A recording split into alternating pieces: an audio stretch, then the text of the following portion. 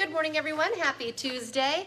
Running a little late this morning because we were just visiting. Apparently, we have lots of words. It is October 17th. Lisa, Scott, Dylan here. Remember, we make this into a podcast after we're done, live on Facebook every weekday morning. Find that at inform.com/podcast. Look for the Inform Minute. You can also find us on our Inform YouTube channel, live on air every weekday morning, of course, on WDAY from 5 to 7 a.m. as well. All right, weather-wise today, we are getting ready for a gorgeous afternoon. Yeah. It'd be nice out there for golfing. You got it, yeah. It would be a nice day yesterday, nice day today. Just keep it on repeat. Cool. A couple of showers moving in late tonight into tomorrow, but other than that, the forecast looks nice. The showers are not going to be like last weekend where some spots saw an inch of rain down to the south and some spots saw no rain. I know that last week, but this, you could see rain. Not expecting anything more than a quarter inch at most. Okay. So could be a couple isolated spots, of course. Get more than that, but most spots, not going to be much. Wind will pick up going into tomorrow. West wind 10 to 20, gusting up to 30 throughout the day afternoon.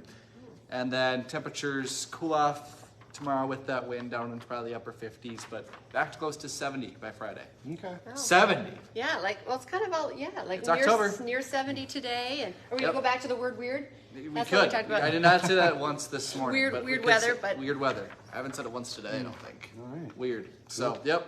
And then towards the end of the 10-day, it does look like cool. Okay. Oh boy. It's bound to happen. Right, I mean, really, we'll it's the 17th. We're past the midway mark now. Yeah. So. No snow in the forecast yet. Okay, so well that's good. That's a positive. That's good. But got to get out inside and enjoy this while you can, though. you really do. You really do, because once it's gone, it's gone. It's see ya. Yeah. It's just cold. So hopefully we have a couple weeks to go yet. This week looks great though. So get out there, enjoy it. Cool. Dylan, Sounds thank good. you. Bet. All right, this is kind of a big deal. Today, the city of Fargo wants you to know that they want your input on the growth of the city in the years ahead. This morning, the city is launching the Fargo Growth Plan 2024 survey. It looks ahead to the year 2040 and beyond. So this is a huge planning process of what the future of Fargo will look like.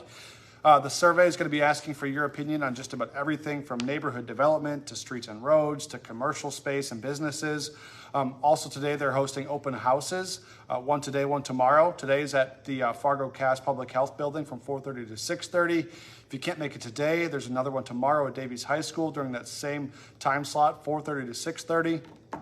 You can also find those details and that online survey on the City of Fargo's website. So if you care about the growth of the city, make sure to get your input on this growth plan. You can't complain in 20 years if you're like, I wanted this, and you never took part in this. Yeah, exactly. I think that rule still applies here. For those of you in Moorhead, you're also invited to an open house to learn more about the progress of the 11th Street Underpass project. That meeting is happening from 5 to 7 this evening at the Comp Center. The project is scheduled to start next spring, and it's pretty big. It's going to close portions of 11th Street, First Avenue, Center Avenue, Main Avenue as well, in phases for the next 2.5 years. During that time, crews will be working to upgrade and repair the road, repaving and replacing signals. A lot of work going on. So if you kind of are going to be affected directly, you might want to take part in that meeting. Happening today as the battle rages on in the Middle East, people right here in our community will be gathering at Concordia's campus to peacefully protest the war that's happening in Israel. It's happening around noon today. Some Concordia students are organizing that peaceful demonstration. It's going to be at the Knutson Campus Center. The students are calling for solidarity for Palestinian people. And we get some really interesting insight from a Concordia student, Abdallah. He's originally from Gaza. He's a Concordia student right now, but his parents, siblings, nephews are all still there. And we've reported on this. Nearby cell towers have been destroyed. So his family, along with many other families, are having a hard time staying in contact with their loved ones. They have no access to electricity. Abdallah says he wants people to keep in mind that the loss of innocent life on both sides is a tragedy. If you'd like to hear more from him, it's really incredible, a story that our WDAY News team did last night. You can find that at inform.com. And meantime, today, President Joe Biden is expected to leave the White House and travel to Israel. This as a U.S. Marine Rapid Response Force is headed to the waters off the coast of that war-torn country right now. And as the Pentagon is preparing American troops for a potential deployment to Israel, a defense official says the military group is made up of 2,000 Marines and sailors. They'll be joining a growing number of U.S. warships and forces converging on Israel. The move is in an effort to send a message of deterrence to Iran and the Lebanese militant group Hezbollah. Their mission would be to help with medical and logistical support within the country. U.S. officials say right now there are no plans to put U.S. troops on the ground to fight in the war between Israel and Hamas. They're just in a support role. A new task force to help combat homelessness in the Fargo-Moorhead area could be coming. Fargo City Commissioners are exploring the idea right now of creating that task force. That task force would coordinate like all homelessness services in the metro. A proposal will be brought to the Fargo City Commission at their October 30th meeting. Local business owners have recently expressed concern over property values and other issues with the rising problem of homelessness in the area. More than 1,000 people are homeless in the Fargo-Moorhead area on any given day. Certainly an issue that needs to be addressed. Right now, a Wahpeton man is accused of being drunk behind the wheel of the pickup that killed a 20-year-old Wahpeton woman. 52-year-old Chad Olson is now facing elevated charges in the hit-and-run death of Bailey Bernstein. Police arrested Olson just hours after that crash happened after getting a tip about his vehicle being involved in the accident. His blood alcohol level was 0.11 at the time. Legal limit's 0.08.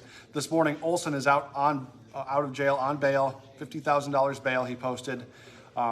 Olson was facing felony charges of criminal vehicular injury and leaving the scene of an injury crash, but now authorities say those charges will be upgraded since Bernstein died from her injuries.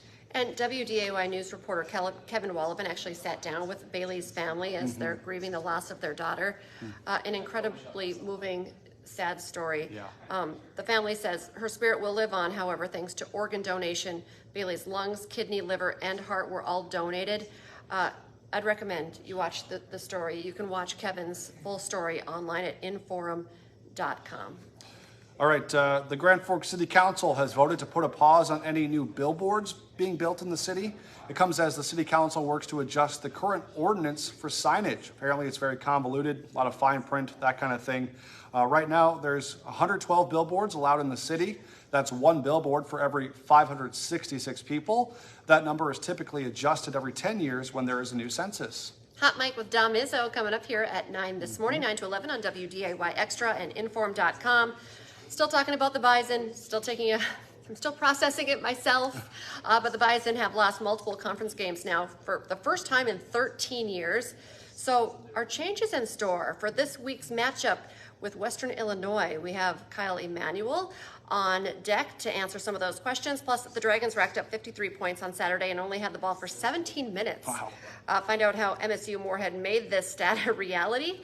Hot Mic is on from 9 to 11 on WDAY Extra and Inform.com. And don't forget, right now, it's a great chance to get that Inform.com subscription for just 99 cents a month for your first 3 months. You can get that all-access pass to our website. Just visit Inform.com/subscribe to get that deal.